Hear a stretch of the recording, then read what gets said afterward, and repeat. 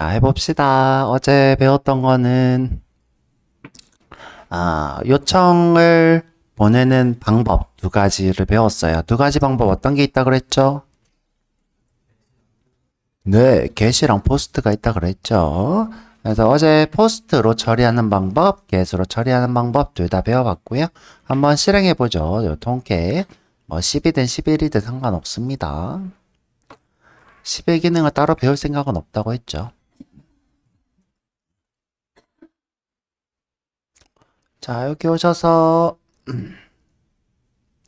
저희가 이제 어제 했던 게 요 부분 요거 그쵸? 지금 우리가 request.do 레슨 01이죠. 여기다가 A는 10, B는 20 보냈고요. A는 99, B는 77. 그 다음에 A만 이렇게 보냈어요. 자, 그리고 눌러보면 이렇게 잘못된 요청 이렇게 뜨면 이게 성공이에요. 우리가 알려주는 건 뭘 알려주는 거예요? 너가 보내야 될 파라미터가 있는데 안 보냈어. 이런 거죠. 지금 현재 요 사이트는 A와 B를 더해서 그 결과를 이렇게 보여주는 사이트네요. 자, 이런 사이트인데 B가 없으면 동작을 안 하는 사이트가 동적 페이지니까 사이트가 아니라 동적 페이지니까 자, 요거를 이제 이렇게 오류로 띄워서 알려주는 겁니다.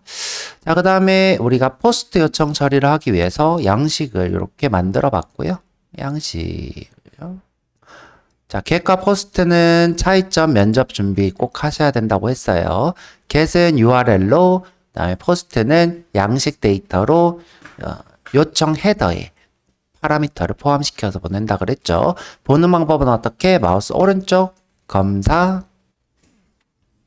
네트워크 켜놓고 그럼 이제 통신한 페이지가 여기 뜹니다. 로그인. 자, 여기에서 눌러서 자, 여기 헤더, 여기 이제 보면 헤더라는 게 요청 헤더입니다. 요 요청 헤더라는 게 뭐다? 요청하는 사람의 정보, 그 다음에 응답 내역도 이렇게 포함이 되어 있고요. 보통 이제 요청하는 사람들의 정보, 요청 정보가 포함되어 있고요. 원래 여기 헤더에 파라미터하고 이렇게 포함됐었는데, 제 기억으로는 폼 데이터, 여기 이제 폼 데이터 이렇게 써져 있었거든요. 근데 이제 요게 탭이 이렇게 하나 생겼어.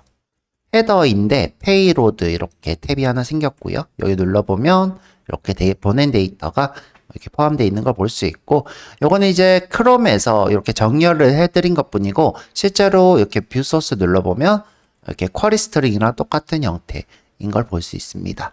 자, 그리고 이제 어제 제가 이제 HTML 수업을 해서 여러분들이 다 기억하고 있을 줄 알고 얘기를 안 해드렸는데 URL을 여러분들이 좀 많이 잊어버린 것 같아요. 자, URL입니다. 자, URL은 리소스의 주소를 얘기하는 거고요. 자, 이 친구는 구성 요소가 있었어요. 이 구성 요소를 여러분들이 외우셨어야 돼요. 자, 우리가 보면 HTTP라고 써져 있는 거 있죠? HTTP 또는 HTTPS 이렇게 써져 있는 게 있습니다. 요게 뭐라고 했죠? 통신, 네? 자, 어떻게 보세요? 어떻게 통신을 할 거냐? 여기는 뭐예요? HTML을 주고받는 통신이 HTTP 통신. 요거는 보안이 추가된 것. 보통 이 친구는 80번 포트에서 하고 이 친구는 443 포트에서 진행을 합니다. 그래서 우리가 여기 보면 통캣이 뭐 8080 돼 있는 게 개발자 모드니까 요 두 개를 이렇게 붙여 놓은 거고요. 자, 뭐 근데 포트는 뭐 여러분들이 정할 수도 있어요. 근데 보통 이제 서버가 기본 포트, 그러니까 서버가 하는 게 아니라 OS가 윈도우든 맥이든 리눅스든 OS가 80번 포트를 HTTP 통신하도록 준비를 하고 있고 443 포트를 HTTPS 통신하도록 준비되어 있습니다. 자, 그 다음에 자, 여기에 이제 뭘 쓰나요? 도메인, 그러니까 뭐 www.naver.com 이렇게 우리가 도메인을 쓰는 부분이 있죠. 사실 근데 이 친구는 무엇이 매핑되어 있는 거라고 했죠? IP. 예를 들어 뭐 167.8, 뭐 253이라고 하는 컴퓨터의 인터넷 주소. 이걸 우리가 IP라 부르죠. 그 다음에 서버의 고유 번호인 80번 또는 443 또는 우리가 지금 8888 또는 8080 이렇게 쓰고 있죠. 이렇게 해버릴까? 이거.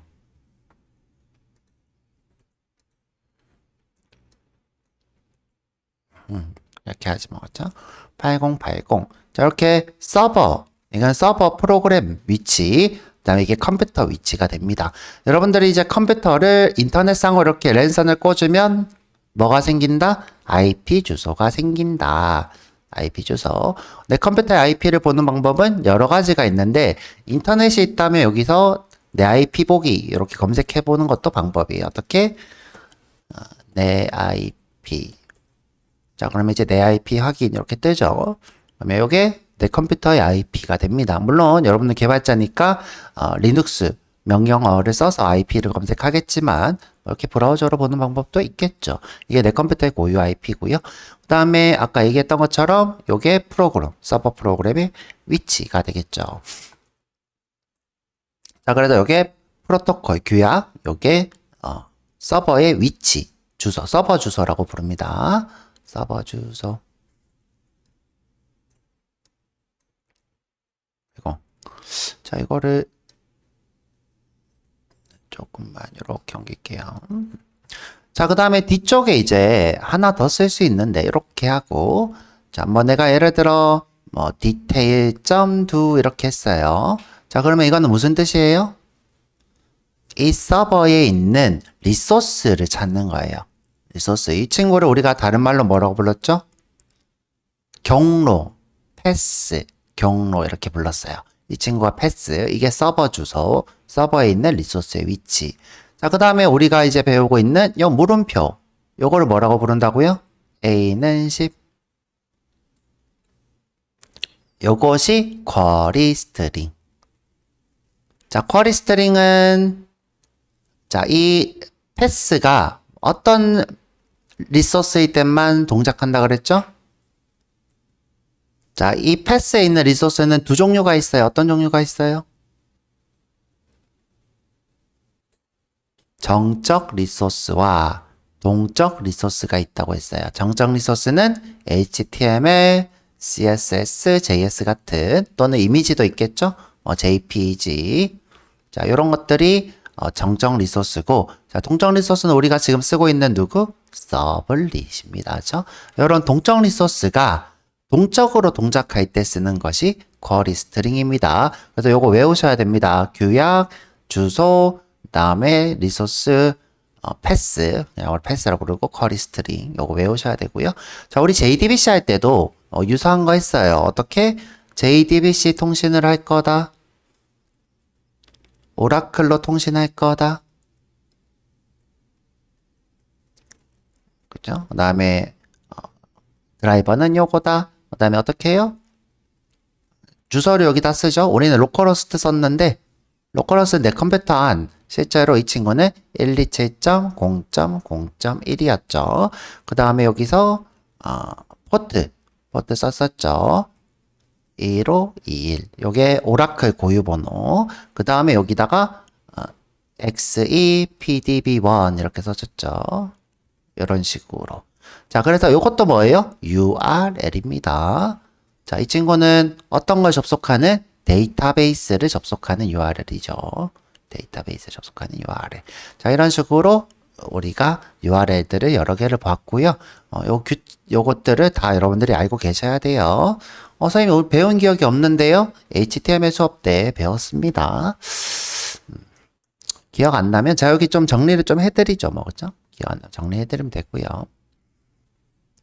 자, 그래서 우리 어제 배웠던 거 좀 봤고요. 그 다음에 이제 아까 봤던 쿼리 스트링에 있는 파라미터는 여기 보면 리퀘스트 객체가 받고 있고요. 그 다음에 우리가 문자열로 응답하는 거는 누구? 리스판스로 응답하고 있습니다. 자, 리퀘스트가 보면 request.getParameter user ID. 자, 이거는 뭐예요? 아까 자, 요거를 받는 거죠. 요 친구 유저 아이디의 값을 가져오겠다. 그 다음에 유저 패스워드 그러면 요 친구를 가져오겠죠. 그죠? 요 친구 두 개. 자, 쿼리 스트링에 포함되어 있는 이 파라미터들을 가져오는 명령어입니다. 가져오는 명령어. 그 다음에 이제 우리가 요거는 이제 톰캣이 자동화 시켜준 건데 실제로는 요 문자열에서 잘라내야 돼요. 요 엔드 보고 잘라내면 요게 파라미터 하나, 엔드 보고 잘라내면 요게 파라미터 하나, 또 는을 보고 왼쪽 걸 잘라내면 파라미터 이름, 오른쪽 게 value, 이런 식으로 우리가 문자열 잘라내기로 값을 가져와야 되는데 톰캣이 함수로 심플하게 가져올 수 있게 이렇게 지원을 해주는 거죠. 뭐죠? get parameter user ID, get parameter user password. 자, 그리고 방금 제가 얘기해 드렸던 문자열을 잘라내는 걸 해보고 싶다. 그러면 Node.js로 HTTP 서버를 직접 만들어 보면 저런 것들을 여러분들이 원시적으로 잘라내서 파라미터를 찾아오는 걸 해볼 수 있습니다. 자, 그 다음에 이제 저희가 지금 요청 헤더에서 파라미터를 가져오고 있는데 실제로는 이런 식으로는 안 가져오고 요청 헤더의 문자 본문을 따로 읽어와서 그 본문을 찾아야 됩니다. 요 Node.js에 보면 무슨 말인지 대체로 알게 될 건데 우리는 이제 심플하게 그냥 파라미터를 이렇게 가져오고 있어요. 자, 그 다음에 우리가 그냥 데이터베이스에 이런 게 있다라는 전제로 로그인 성공 실패를 해보고 있는 중이고요. 해보고 있습니다. 그리고 아까 얘기했던 이제 응답. 자, 응답은 리스판스고요. 자, 리스판스 getWriter에다가 이렇게 써놓으면 자동으로 응답을 한대요. 자, 응답할 때 컨텐츠를 꼭 쓰셔야 됩니다. 이렇게. 자, 컨텐츠를 쓰셔야 되고, 자, 내가 만약에 여기 형식을 틀렸어. 내가 뭐 실수로 여기를 뭐 세미콜론을 우리 영주님 오늘 아는 친구 여기 콜론 이렇게 썼어. 그러면 여기 형식을 못 인지해요. 못 인지해서 브라우저가 이 친구를 출력하지 않고 다운로드로 변환됩니다. 자, 그래서 이 형식을 제대로 쓰셔야 브라우저가 인지하고 화면에 출력을 해요. 자, 그래서 어제 배운 거 여기까지고요.